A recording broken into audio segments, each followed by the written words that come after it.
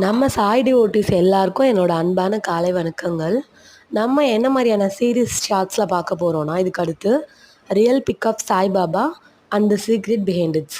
So ஸ்க்ரீனில் தெரிகிற இந்த ஃபோட்டோ வந்து பார்த்திங்கன்னா, எப்போ எடுக்கப்பட்டது, யாரால் எடுக்கப்பட்டதுன்றதை பார்க்கலாம். இந்த ஃபோட்டோகிராஃபி பேர் வந்து பார்த்திங்கன்னா, photography with the consent of Saibaba. இது வந்து பார்த்திங்கன்னா, ஜோஷி அண்ட் காத்ரின்னு 2 ஃப்ரெண்ட் இருக்காங்க. இவங்க வந்து சாய்பாபாவோட டிவோட்டீஸ் தான். இவங்க 2 பேரும் ஷிரடி போய் பாபாவை பார்க்குறது அடிக்கடி வழக்கமாக வச்சுருக்காங்க. ஸோ ஒரு வாட்டி ஜோஷியால் ஷிரடி போக முடியல.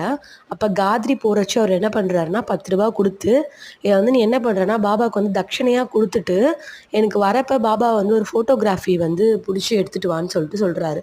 ஜோஷியும் ஓகேன்னு சொல்லிட்டு ஷிரடி போய் சேர்ந்துடுறாரு. பாபா கிட்ட ₹10 தட்சணையும் கொடுத்துட்றாரு.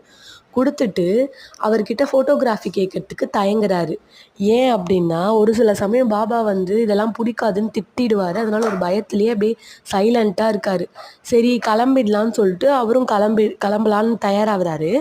அதுக்கு முன்னாடி பாபாவுமே கொஞ்சம் சைலண்ட்டாக தான் இருக்கார், எதுவுமே சொல்லலை. அவருக்கு தெரியும் இவனா கேட்பான்னு பார்க்குறாரு, பட் கேட்கல.